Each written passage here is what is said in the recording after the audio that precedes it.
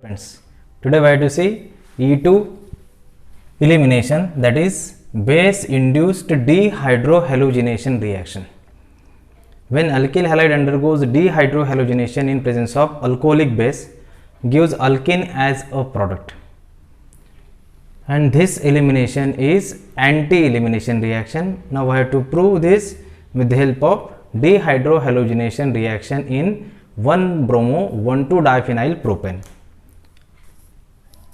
When we see example of 1-bromo, so here this is Br, CH, PH, CH, PH, CH3. So this is 1-bromo-1,2-diphenyl propane. 1-bromo-1,2-diphenyl propane. 1,2-diphenyl propane undergoes dehydrohalogenation reaction. So here this proton and this Br get lost, and we get this diphenyl propene as a product. When it reacts with KOH in ethanol, we get PH, CH double bond C, PH, CH3. So this is 1,2-diphenyl propene. 1,2-diphenyl propene as a product. So in this case, this is simple dehydrohalogenation reaction in which we have to prove its mechanism, as it is anti-elimination reaction. It is second order kinetics, means rate of this elimination depends on concentration of this alkyl halide as well as concentration of KOH. So it is bimolecular elimination.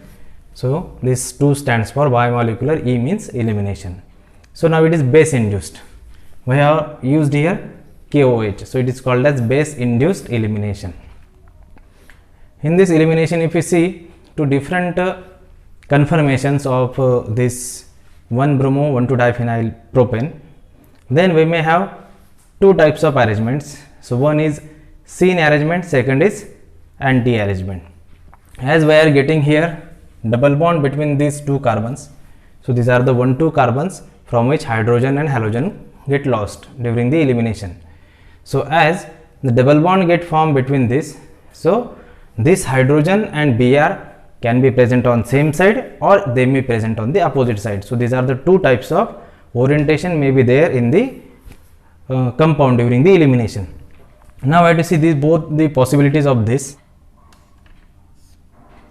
Such a kind of arrangement, that is H, this is PH, this is CH3. Now I have to represent in Sahar's projection, and here there is Br, here there is PH, and here there is hydrogen. So here this is CH3 CHPH, CH3 CHPH, CHBr-PH, CHBr-PH. So this is here the hydrogen, that is this is the, if you consider this departing group and Br, so they are anti-periplanar with respect to each other. So this conformation is called as anti-periplanar conformation. Anti-periplanar conformation. Why this periplanar?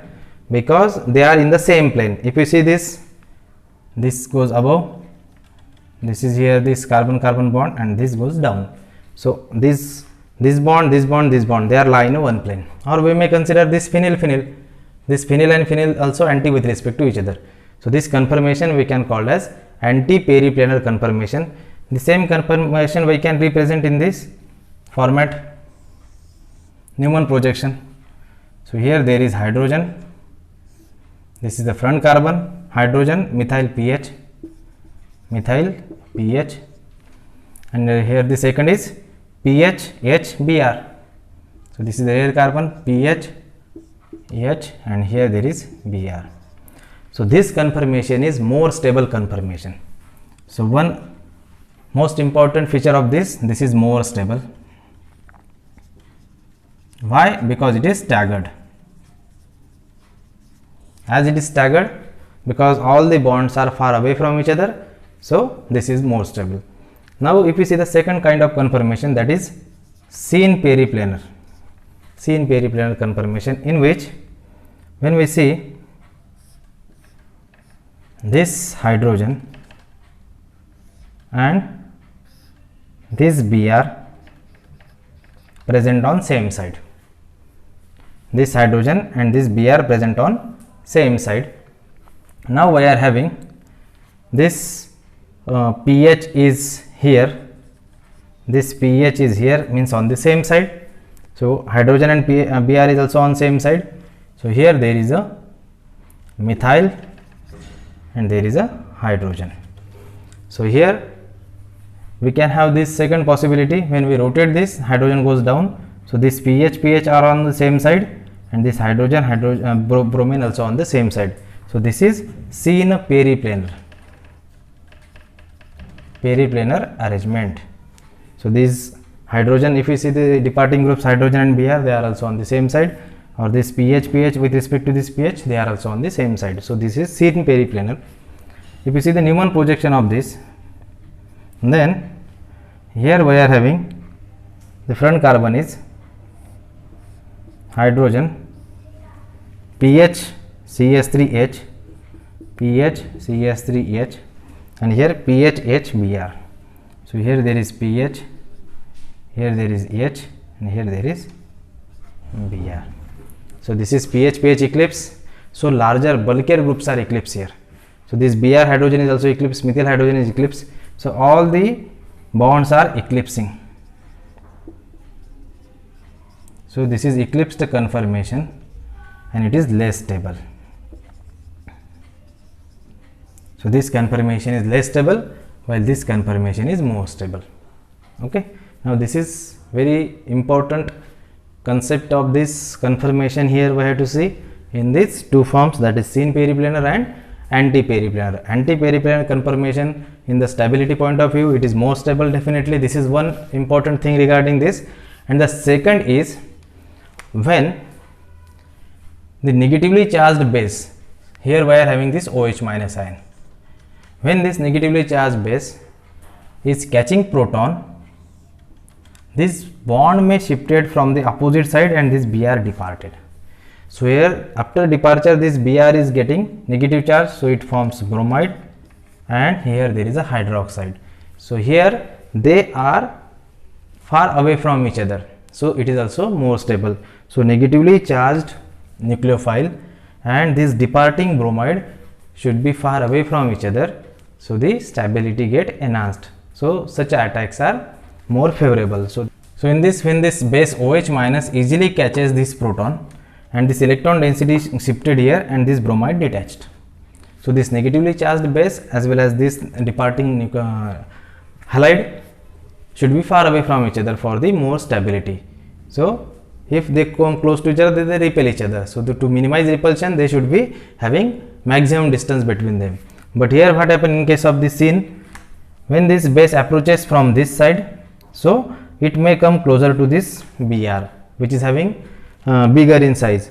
So here they repel each other, so it causes repulsions. So because of this steric hindrance, the seen periplanar is unfavorable for this elimination. So this conformation is very suitable for the elimination reaction, that is anti-periplanar conformation. Now I have to see example of this with erythro conformation and the 3O conformation. Now I have to see elimination in the erythro and 3O form of 1-bromo 1,2-diphenyl propane. Erythro form of 1-bromo 1,2-diphenyl propane. Here we are having these two hydrogens are on same side, this pH are on the same side, and here we are having this CH3 and this Br. These are the two different groups. So similar groups are eclipsed, called as erythro form, and the 3O form is when the similar groups do not eclipse. So here this is H, here there is H, here there is pH, here there is pH, here CH3, here there is Br. So here the similar groups does not eclipse. So this form is called as 3O form, this is erythro form. Now I have to see E2 elimination in this erythro form as well as 3O form.